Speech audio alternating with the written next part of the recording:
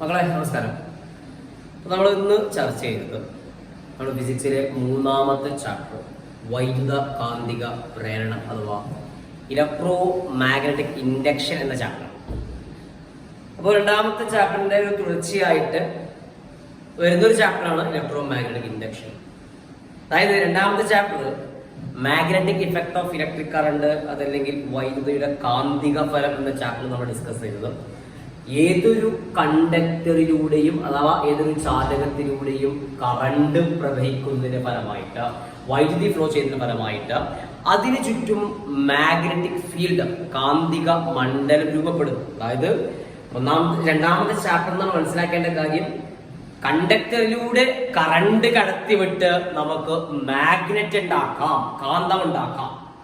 എന്നാൽ രണ്ടാമത്തെ ചാപ്റ്ററിൽ വരുന്നത് ഇതിന് നേരെ ഓപ്പോസിറ്റ് ആയിട്ടുള്ള കാര്യമാണ്. മൈക്കൽ ഫാരഡേ ആണ് ഈ ഒരു ചിന്തകൾ ആദ്യമായിട്ട് ലോകത്തിന് സംഭാവന നൽകുന്നത്. അതായത് കറണ്ട് നമ്മൾ കാന്തം ഉണ്ടാക്കുകയാണെങ്കിൽ, കറണ്ട് കടത്തി വിട്ടിട്ട് നമ്മൾ മാഗ്നറ്റിക് ഫീൽഡ് ഉണ്ടാക്കുന്നുണ്ട് എങ്കിൽ നമുക്ക് മാഗ്നറ്റിൽ കറണ്ട് ഉണ്ടാക്കാൻ പറ്റുമോ എന്നൊരു ചിന്ത ആദ്യമായിട്ട് വന്നത് മൈക്കൽ ഫാരഡേയുടെ മനസ്സിലാണ്. ഓക്കെ, ആ ഒരു ചിന്ത ഉപര് നല്ല രീതിയിൽ എലാബറേറ്റ് ചെയ്തു. അതുമായി ബന്ധപ്പെട്ട പരീക്ഷണങ്ങളൊക്കെ ചെയ്തു. ജനറേറ്റർ എന്ന കാര്യത്തെ കണ്ടുപിടിച്ചു. ജനറേറ്ററിലേക്ക് ആവശ്യമായ കാര്യങ്ങൾ കണ്ടുപിടിച്ചു. ഓക്കെ, അതുകൊണ്ടാണ് ഇന്നും നമ്മൾ വൈദ്യുതിയുടെ പിതാവ്, father of electricity, Michael Faraday എന്നറിയപ്പെടുന്നത്. ഈ ഒരു ചിന്ത അദ്ദേഹത്തിന് മനസ്സിൽ വന്നതുകൊണ്ടാണ്. ഓക്കെ, പോട്ടെ. അപ്പോ എന്താണ് ഇലക്ട്രോ മാഗ്നറ്റിക് ഇൻഡക്ഷൻ എന്നതിലോട്ട് നമ്മൾ കടക്കുന്നതിന് മുമ്പ് എന്റെ മക്കൾ മനസ്സിലാക്കേണ്ട വളരെ പ്രധാനപ്പെട്ട കുറച്ച് കാര്യങ്ങൾ. ഒരു മാഗ്നറ്റ് ഉണ്ട് എങ്കിൽ ഒരു ബാർ മാഗ്നറ്റ് ആണ്. ഓക്കെ, നോർത്ത് സൗത്ത് രണ്ട് പോൾസുകളൊക്കെ ഉണ്ടാവും.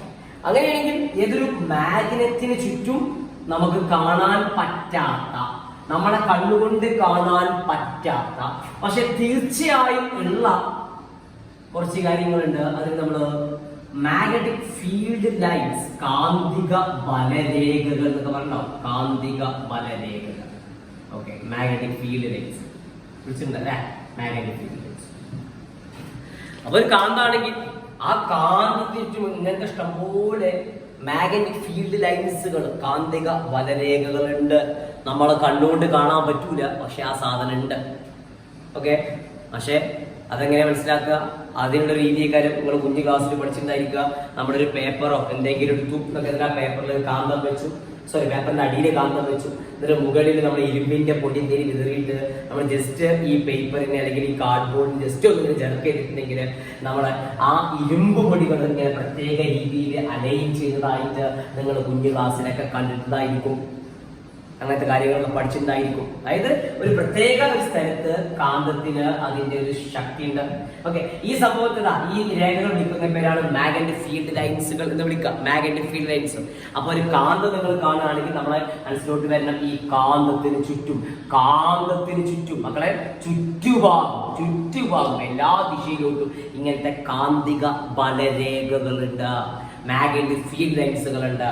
ആ ഒരു ഇമാജിനേഷൻ ആദ്യമായിട്ട് മനസ്സിലുണ്ടായിരിക്കണം. Okay, yes. അടുത്തായി നമുക്ക് മനസ്സിലാക്കേണ്ട കാര്യം, ഈ magnetic field lines per unit area, ഒരു സ്ഥലത്ത് പ്രത്യേക ഏരിയയിലുള്ള ഒരു സ്ഥലത്തുള്ള മാഗ്നറ്റിക് ഫീൽഡ് ലൈൻസുകളുടെ എണ്ണത്തെ, കാന്തിക ബലരേഖകളുടെ എണ്ണത്തെ നമ്മൾ വിളിക്കുന്ന പേരാണ് മാഗ്നറ്റിക് ഫ്ലക്സ് എന്ന് വിളിക്കും. മാഗ്നറ്റിക് ഫ്ലക്സ് നിങ്ങൾ ഈ ചാപ്റ്ററിൽ എപ്പോഴും കേൾക്കാത്ത കാര്യം, മാഗ്നറ്റിക് ഫ്ലക്സ് എന്ന് പറഞ്ഞാൽ കാന്തിക ബലരേഖകളുടെ എണ്ണം, മാഗ്നറ്റിക് ഫീൽഡ് ലൈൻസിന്റെ എണ്ണം. അപ്പൊ ഇത്രയാണ് നമുക്ക് ചാപ്റ്ററിൽ ആദ്യമായിട്ട് നിങ്ങൾക്ക് അറിഞ്ഞിരിക്കേണ്ട ഒരു അറിവ്. ഇതാണ് ഒരു കാന്തണ്ട്, മാഗ്നറ്റിന്റെ അതിന് ചുറ്റും ഇഷ്ടംപോലെ മാഗ്നറ്റിക് ഫീൽഡ് ലൈൻസുകൾ ഉണ്ട്. അതൊരു സർവ്വസത്യമാണ്. നമ്മുടെ കണ്ണുകൊണ്ട് കാണില്ല, പക്ഷെ അതുണ്ട്. Okay, yes. ഈ മാഗ്നറ്റിക് ഫീൽഡ് ലൈൻസുകളുടെ എണ്ണത്തെ, കാന്തിക ബലരേഖകളുടെ എണ്ണത്തെ നമ്മൾ വിളിക്കുന്ന മാഗ്നറ്റിക് ഫ്ലക്സ്. ഒരു യൂണിറ്റ് ഏരിയയിലൂടെ കടന്നു പോകുന്ന മാഗ്നറ്റിക് ഫീൽഡ് ലൈൻസിന്റെ എണ്ണം എന്നൊക്കെ വിളിക്കും. ഓക്കെ കേട്ടാ. Okay, magnetic flux. ഞാൻ യൂണിറ്റ് ഏരിയ എന്താന്ന് പറഞ്ഞില്ല, വിശദീകരിച്ചായിട്ടുള്ള ആവശ്യമില്ല. മാഗ്നറ്റിക് ഫ്ലക്സ് എന്ന് പറഞ്ഞാൽ ഓർത്ത് നോക്കുക, കാന്തിക ബലരേഖകളുടെ എണ്ണം. 10ാം ക്ലാസ് മക്കൾ അത്ര ഓർത്ത് വെച്ചാൽ മതി. ആയിക്കോട്ടെ. അങ്ങനെയാണെങ്കിൽ പക്ഷേ എന്താണ് ഇലക്ട്രോ മാഗ്നറ്റിക് ഇൻഡക്ഷൻ, വൈദ്യുതകാന്തിക പ്രേരണം എന്താ എക്സ്പ്ലെയിൻ ചെയ്തരി. സംഭവത്തിലേ ഉള്ളൂ മക്കളെ കേട്ടോളി. മൈക്കൽ ഫാരഡെ ആദ്യമായിട്ട് പരീക്ഷണം ചെയ്യാണ്. മൈക്കൽ ഫാരഡെ എടുത്തു ഒരു സോളിനോയിഡ്. ഓക്കെ, ആ സോളിനോയിഡിന്റെ അഗ്രത്തായിട്ട് കുഞ്ഞുമക്കളെ കണ്ടുകൊണ്ട് ഒരു ഗാൽവനോമീറ്റർ വെച്ചു. ഗാൽവനോമീറ്റർ എന്തിനാന്ന് ചോദിച്ചാൽ വളരെ ചെറിയ നേരിയ കറണ്ടിന്റെ സാന്നിധ്യം, അതിന്റെ ദിശ ഒക്കെ മനസ്സിലാക്കാനുള്ള ഉപകരണമാണ് ഗാൽവനോമീറ്റർ. ആരാണ്?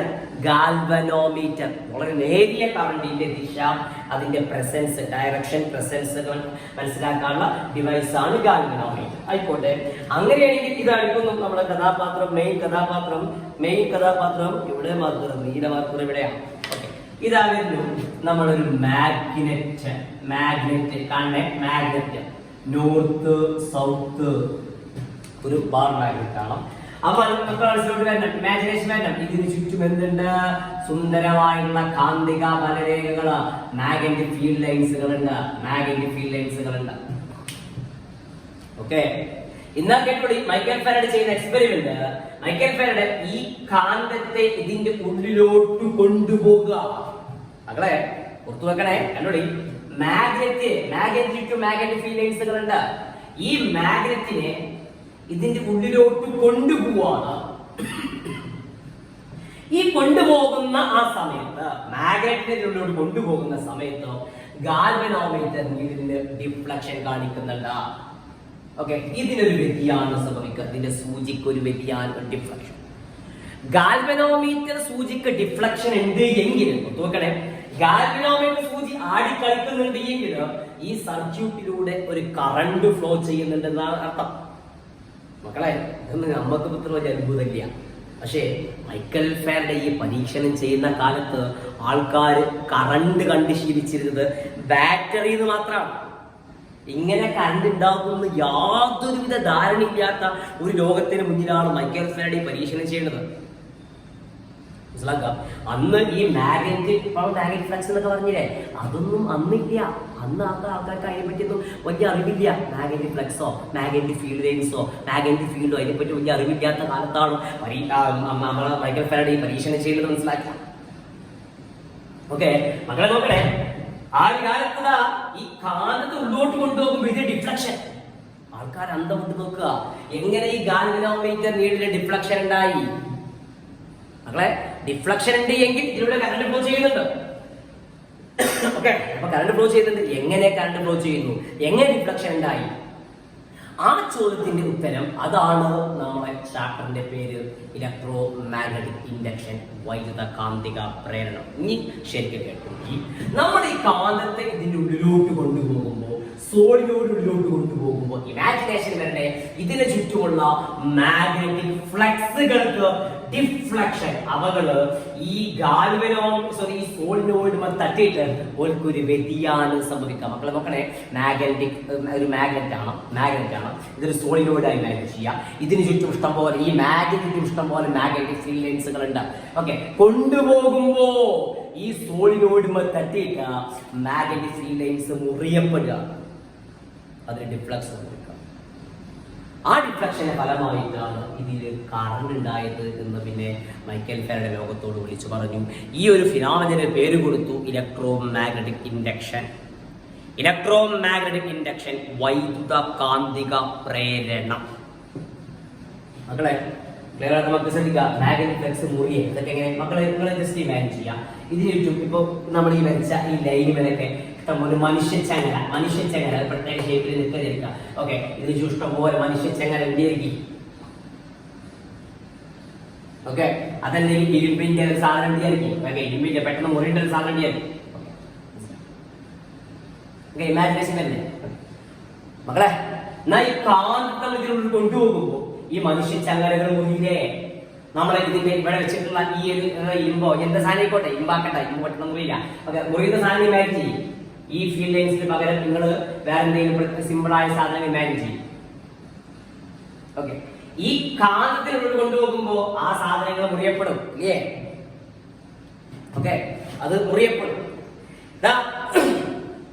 നിങ്ങൾ ഇമാജിൻ ചെയ്ത സ്ഥാനത്ത് നിങ്ങൾ മാഗ്നറ്റിക് ഫീൽഡ് ലൈൻസിനെ ഇമാജിൻ ചെയ്യും. നന്നായിട്ട് ഉണ്ടാവട്ടെ. സിമ്പിളാണ്, വളരെ സിമ്പിളാണ് കാര്യം. ഒരു കാന്തമുണ്ട്, മാഗ്നറ്റ് ഉണ്ട്, ഒരു കാന്തമുണ്ട്, അതിന് ചുറ്റും മാഗ്നറ്റിക് ഫ്ലക്സുകളുണ്ട്, മാഗ്നറ്റിക് ഫീൽഡ് ലൈൻസുകളുണ്ട്, കാന്തിക വലരേഖകളുണ്ട്. കാന്തത്തെ ഉള്ളോട്ട് കൊണ്ടുപോകുമ്പോൾ, മാഗ്നറ്റിനെ ഉള്ളോട്ട് കൊണ്ടുപോകുമ്പോൾ ആ മാഗ്നറ്റിക് ഫ്ലക്സിന് ഡീവിയേഷൻ സംഭവിക്കുന്നു. ഇതിന്റെ ഫലമായിട്ടാണ് കറണ്ട് ഉണ്ടായത്.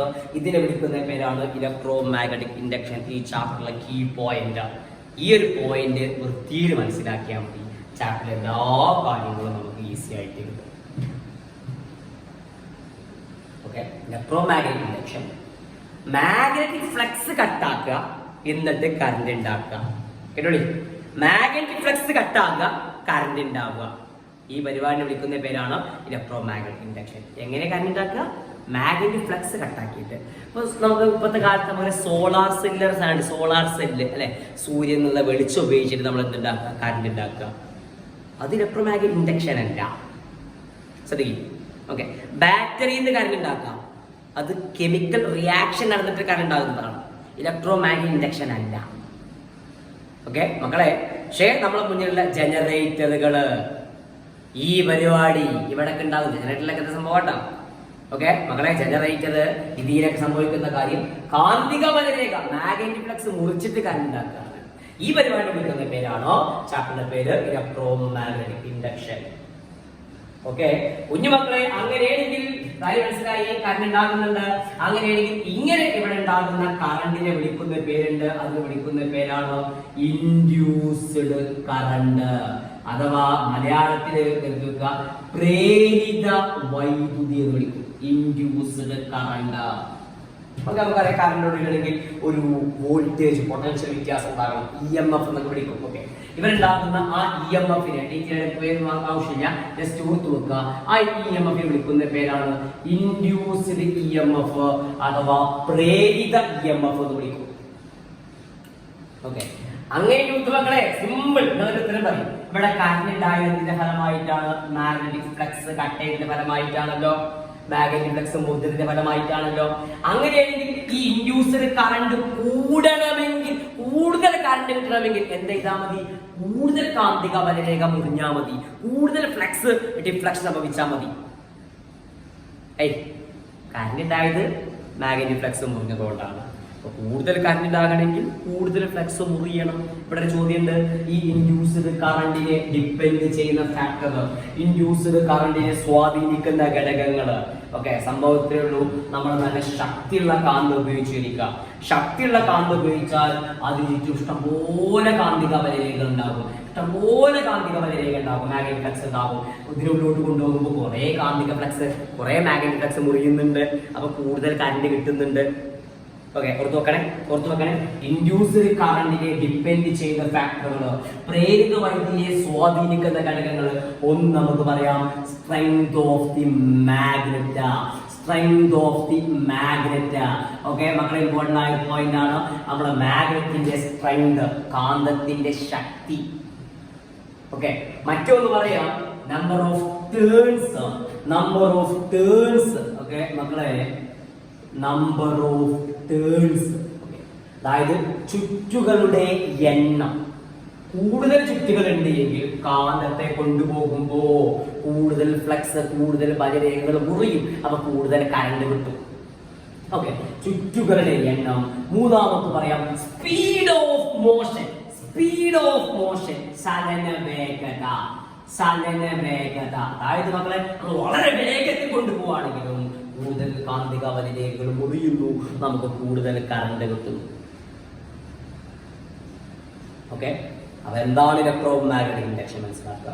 ഇവിടെ ഉണ്ടായ കറണ്ടിനെ ഇൻഡ്യൂസ്ഡ് കറണ്ട് എന്ന് വിളിക്കുന്നു. ഈ ഇൻഡ്യൂസ്ഡ് കറണ്ടിനെ സ്വാധീനിക്കുന്ന ഘടകങ്ങളാണ് ഒന്ന് നമ്മുടെ കാന്തത്തിന്റെ ശക്തി, ചുറ്റുകളുടെ എണ്ണം, ചലന വേഗത. ഈ മൂന്നും കൂട്ടുന്നത് വഴി നമുക്ക് കൂടുതൽ കറണ്ട് കിട്ടും. അപ്പൊ ഫാരഡേ ഈ സാധനം കണ്ടെത്തി, ഈ പോയിന്റ്സുകളും കണ്ടെത്തി. ഓക്കെ, പിന്നീട് നമ്മൾ കൂടുതൽ കറണ്ടൊക്കെ ഉണ്ടാക്കുക. അങ്ങനെയാണെങ്കിൽ നല്ല ശക്തിയുള്ള, ഒക്കെ ഒരുപാട് ചുറ്റുകളുള്ള, സ്പീഡ് കറങ്ങുന്ന നമ്മൾ ജനറേറ്ററുകളെ പറ്റിയൊക്കെ ചിന്തിക്കാൻ തുടങ്ങിയത്. അങ്ങനെയാണ് നമുക്കൊരു സാധാരണക്കാർക്ക് കറണ്ട് കിട്ടുന്ന രൂപത്തിലോട്ട് മാറിയത്. ഓക്കെ, അപ്പൊ ഇൻഡ്യൂസ്ഡ് കറണ്ട് ഡിപ്പെൻഡ് ചെയ്യുന്ന ഫാക്ടറുകൾ പോയിന്റുകൾ എഴുതി വെക്കണം കേട്ടോ. ഓക്കെ, പ്രേരിത വൈദ്യുതിയെ സ്വാധീനിക്കുന്ന ഘടകങ്ങൾ കിട്ടിയല്ലോ. അങ്ങനെയാണെങ്കിൽ ഇത്രയും പറഞ്ഞത് മനസ്സിലായ മക്കൾ നോക്കണ്ട. മനസ്സിലായിട്ടുണ്ടെങ്കിൽ ഞാൻ പറഞ്ഞ ചില ചില ചോദ്യങ്ങൾ പറയാണ്, അതിന് ഉത്തരങ്ങൾ കേൾക്കണ്ട. നമ്മളെന്ത് ചെയ്യും? കാന്തം ഇവിടെ നിർത്തി, മാഗ്നറ്റിനാണ് നിർത്തിയിട്ട് ഈ സോളിനോയിഡിനെ എങ്ങനെ ചലിപ്പിച്ച് സോളിനോയിഡിനെ അങ്ങനെ മൂവിച്ചു. സോളിനോയിഡ് മൂവ് ചെയ്യാം, കറണ്ട് കിട്ടുമോ കിട്ടൂലേ? സോളിനോയിഡ് മൂവ് ചെയ്യാം, കറണ്ട് കിട്ടുമോ കിട്ടൂലേ? മക്കളെ, സോളിനോയിഡ് മൂവ് ചെയ്യുകയാണെങ്കിൽ നമുക്ക് എന്ത് കിട്ടും? കറണ്ട് കിട്ടും. ശ്രദ്ധിക്കണേ, സിമ്പിൾ. കറണ്ട് ഉണ്ടായത് എന്തിന്റെ ഫലമായിട്ടാണ്? ഈ മാഗ്നറ്റിക് ഫ്ലക്സ് കട്ട് ചെയ്തതിന്റെ ഫലമായിട്ടാണ്, അല്ലെ? മാഗ്നറ്റിക് ഫ്ലക്സ് മൂന്നതിന്റെ ഫലമായിട്ടാണ്. ഇനി കാന്തത്തിന് അങ്ങോട്ട് പോകണമെന്നില്ല, സോളിനോയിഡ് പോയാലും ഈ മാഗ്നറ്റിക് ഫ്ലക്സ് കട്ടാകും, നമുക്ക് കറണ്ട് കിട്ടും. ഓക്കെ. എന്നാല് മക്കളെ, ഞാനില്ല കാന്തകളെയും സോളിനോയിഡ് വഴി രണ്ടും ഒരുമിച്ച് ഇങ്ങനെ കൊണ്ടുപോകാം, കറണ്ട് കിട്ടും. സോളിനോയിഡും കാന്തം ഒരുമിച്ച് കൊണ്ടുപോകാം, കറണ്ട് കിട്ടുമോ? കിട്ടൂല. മാഗ്നറ്റിക് ഫ്ലക്സ് കട്ടാവുന്നില്ല. ജസ്റ്റ് ഇമാജിനേഷൻ, കാണാപാഠം പഠിക്കേണ്ട കാര്യങ്ങളല്ല. ഓക്കെ. എന്നാല് നമ്മൾ ചെയ്ത കാര്യം, ഈ കാന്തത്തെ കൊണ്ടുപോയി ഇവിടെ വെച്ചു, അനങ്ങാതെ കറണ്ട് കിട്ടുമോ ചോദിച്ചാൽ കറണ്ട് കിട്ടൂല. അനങ്ങാതെ നിന്നാൽ കറണ്ട് കിട്ടൂല. ഇവിടെ കണ്ടിന്യൂസ് ആയിട്ട് തുടർച്ചയായിട്ട് ചലനം ഉണ്ടാകണം. ഒന്നില്ലെങ്കിൽ സോളിനോയിഡ് ചലിക്കണം, അതല്ലെങ്കിൽ കാന്തം ചലിക്കണം. തുടർച്ചയായിട്ട് ചലനം ഉണ്ടാകണം, എന്നാലേ കറണ്ട് ഉള്ളൂ. എന്നാലേ കാന്തിക ബലരേഖകളും മാഗ്നറ്റിക് ഫ്ലക്സ് കണ്ടിന്യൂസ് ആയിട്ട് അവർക്ക് വ്യതിയാനം സംഭവിച്ചുകൊണ്ടേയിരിക്കണം. ഡിഫ്ലക്ഷൻ, കണ്ടിന്യൂസ് ഡിഫ്ലക്ഷൻ ഉണ്ടായിക്കൊണ്ടേയിരിക്കണം, എന്നാലേ കറണ്ട് ഉള്ളൂ. ഓക്കെ, കിട്ടിയല്ലോ. എന്നാലും നമുക്ക് മനസ്സിലാക്കിയ അടുത്തൊരു പോയിന്റ്, കാന്തം ഉള്ളോട്ട് കൊണ്ടുപോകുമ്പോ ഈ നീഡില് ഒരു ഭാഗത്തൂടെ റിഫ്ലക്ട് ചെയ്യും. ഓക്കെ, ഉള്ളോട്ട് കൊണ്ടുപോകുമ്പോൾ ഒരു ഭാഗത്ത്, അത് വലത്തോട്ടോ ഇടത്തോട്ടോ ഒക്കെ നോക്കണമെങ്കിൽ ഈ പൊളാരിറ്റി ഒക്കെ നോക്കണം, അതിൽ വൈഡാകണം.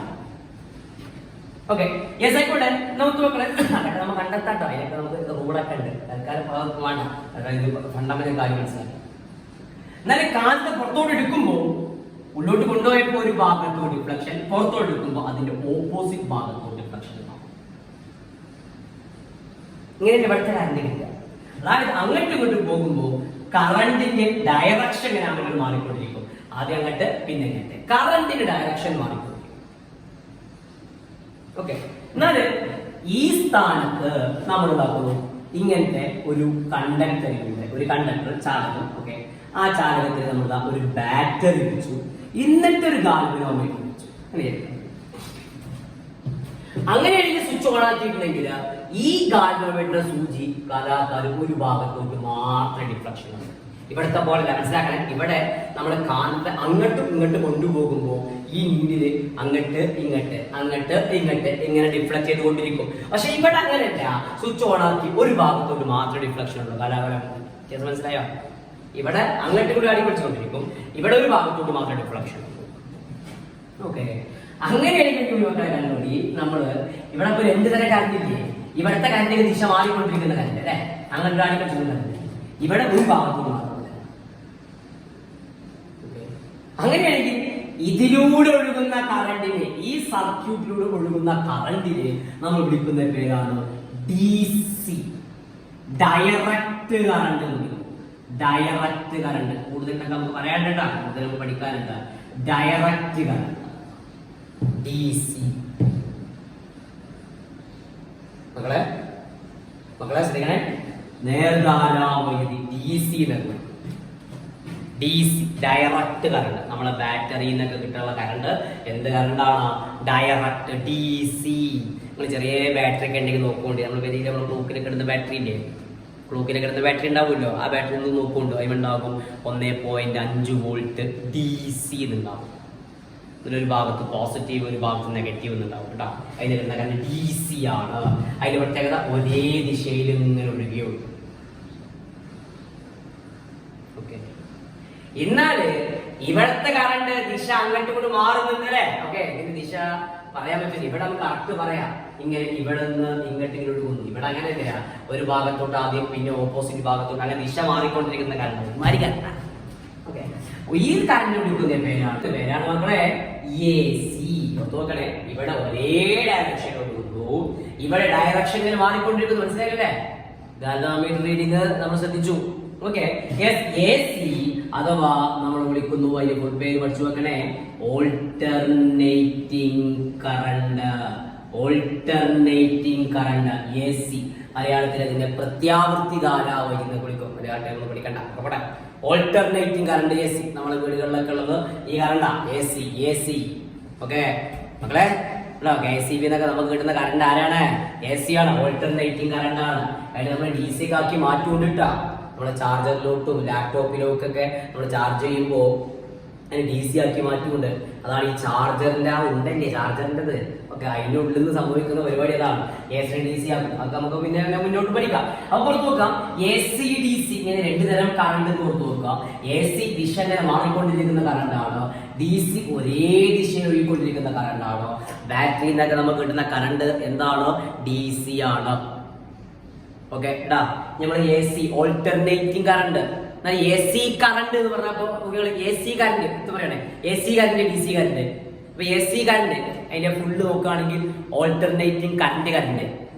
DC current direct current. തെറ്റല്ലേ? അങ്ങനെ തെറ്റില്ല. ഫിസിക്സ് ലോകം മുഴുവൻ നമുക്ക് അങ്ങനെ വിളിക്കാം. AC കറണ്ട് എന്ന് വിളിക്കാം, DC കറണ്ട് എന്ന് വിളിക്കാം, കുഴപ്പമൊന്നുമില്ല. ഗ്ലോബലി അത് അംഗീകരിച്ച കാര്യമാണ്. ആയിക്കോട്ടെ. അങ്ങനെയാണെങ്കിൽ മക്കൾ ഇതിന്റെ ഒരു ഗ്രാഫ് കൂടുതൽ നമ്മൾ ഈ ചാപ്റ്റർ തന്നെ പഠിക്കുക. ഗ്രാഫ് കൊണ്ട് ഇങ്ങനെ പറയുകയാണെങ്കിൽ കുഞ്ഞുമക്കളെ കണ്ടുപിടിക്കാം. കാണണേ EMF അതുപോലെ ടൈം. ഓക്കെ, ഒരു DC-യുടെ ഗ്രാഫാണ് വരയ്ക്കുന്നുണ്ടെങ്കിൽ അത് എല്ലായ്പ്പോഴും ഇങ്ങനെയൊക്കെയാണ്. എപ്പോഴും ഒരേ വോൾട്ടേജ് 5 വോൾട്ട് ആണെങ്കിൽ 5 വോൾട്ട്, 1.5 വോൾട്ട് ആണെങ്കിൽ 1.5 വോൾട്ട്, ഇങ്ങനെ കറക്റ്റ് ഒരു മാറ്റം ഉണ്ടാവില്ല. അങ്ങനെ DC-യുടെ ഗ്രാഫ് കിട്ടാം. ഓക്കെ, എന്നാൽ AC-ന്റെ ഗ്രാഫാണ് വരയ്ക്കുന്നതെങ്കിൽ AC ആണെങ്കിൽ EMF ടൈം. ഓക്കെ, ഇവിടുത്തെ കറണ്ടിന്റെ ഗ്രാഫാണ് വരയ്ക്കുന്നതെങ്കിൽ നമുക്ക് ഇങ്ങനെ കരുതുക, EMF ഇങ്ങനെ കൂടുന്നു കുറയുന്നു, പോസിറ്റീവ്. ഡയറക്ഷൻ ദിശ മാറുന്നു, നെഗറ്റീവ്. കൂടുന്നു കുറയുന്നു, ഇങ്ങനെ മാറി കളിച്ചുകൊണ്ടിരിക്കും. ഓക്കെ, നമ്മൾ ജനറേറ്റർ ഒക്കെ പഠിക്കുമ്പോൾ ഇതിനെ പറ്റി കൂടുതൽ അറിയും. ഓക്കെ, അപ്പൊ AC DC ഇങ്ങനത്തെ രണ്ട് കറണ്ട് ഉണ്ട് എന്ന് മനസ്സിലാക്കുക. രണ്ടിന്റെ വ്യത്യാസം മനസ്സിലാക്കുക. DC ഒരേ ദിശയിൽ ഒഴുകുന്നു. ഓക്കെ, AC ദിശ മാറിക്കൊണ്ടിരിക്കുന്നു. Okay, simple. Direct current, alternating current. അപ്പൊ നമ്മൾ ഈ ചാപ്റ്റർ ഡിസ്കസ് ചെയ്ത കാര്യങ്ങളും മക്കളെ വളരെ സിമ്പിൾ ആയ ചാപ്റ്റർ ആണ്. ഒരു ഐഡിയ മാത്രം മതി. എന്താണ് ഇലക്ട്രോ മാഗ്നറ്റിക് ഇൻഡക്ഷൻ, വൈദ്യുത കാന്തിക പ്രേരണം എന്താന്ന് മാത്രം മനസ്സിലാക്കുക. വളരെ സിമ്പിൾ ആണ്. ഒരു മാഗ്നറ്റിന് ചുറ്റും മാഗ്നറ്റിക് ഫ്ലക്സുകളുണ്ട്, മാഗ്നറ്റിക് ഫീൽഡ് ലൈൻസുകളുണ്ട്, കാന്തിക വലരേഖകളുണ്ട്. ആ കാന്തിക വലരേഖകൾക്ക് വ്യതിയാനം സംഭവിച്ചാൽ, ഡിഫ്ലക്ഷൻ സംഭവിച്ചാൽ നമുക്ക് എന്ത് കിട്ടുന്നു? കറണ്ട് കിട്ടുന്നു. ഓക്കെ, ഇങ്ങനെ ഉണ്ടായ കറണ്ടിനെ വിളിക്കുന്ന പേര് ഇൻഡ്യൂസ്ഡ് കറണ്ട്. Induced current. ഈ ഇൻഡ്യൂസ്ഡ് കറണ്ടിനെ സ്വാധീനിക്കുന്ന ഡിപ്പെൻഡ് ചെയ്യുന്ന ഫാക്ടറുകൾ നമ്മൾ പറഞ്ഞു. ഓക്കെ, എപ്പോഴൊക്കെയാണ് സോളിനോഡിലോട്ട് കറണ്ട് കാന്തത്തെ കൊണ്ടുപോകുമ്പോഴും. ഓക്കെ, മക്കൾ ശ്രദ്ധിക്കണേ, ഈ സോളിനോഡിനെ കൊണ്ടുപോയാൽ കറണ്ട് കിട്ടുമോ? കാന്തത്തെ കൊണ്ടുപോയാൽ കറണ്ട് കിട്ടുമോ? കാന്തം നമ്മൾ അനങ്ങാതെ കൊണ്ടുപോയിച്ചാൽ കറണ്ട് കിട്ടുമോ? ഒക്കെ നമ്മൾ ഡിസ്കസ് ചെയ്തു. നന്നായിട്ട് മനസ്സിലാക്കാം. ടെക്സ്റ്റ് ബുക്കിലെ ടേബിളുകളൊക്കെ ഒന്ന് ഫില്ല് ചെയ്യാൻ ശ്രമിക്കുക, സ്വയം ശ്രമിക്കുക, ഒന്നിട്ട് ചിന്തിക്കുക. ഓക്കെ എടാ. ഓക്കെ, ദെൻ കൂടുതൽ കാര്യങ്ങളുമായിട്ട് നമുക്ക് അടുത്ത ക്ലാസ്സിൽ കാണാം. ഉഷാറായിട്ട് നന്നായിട്ട് വായിക്കണ്ട മക്കളെ. ആ ഡെഫിനിഷൻസുകളൊക്കെ എന്താണ് ഇലക്ട്രോ മാഗ്നറ്റിക് ഇൻഡക്ഷൻ എന്നതൊക്കെ വൃത്തിയായിട്ട് മനസ്സിലാക്കണം. ഐഡിയ എത്രയേ ഉള്ളൂ. ആവശ്യമെങ്കിൽ വീണ്ടും വീഡിയോസ് കാണുക.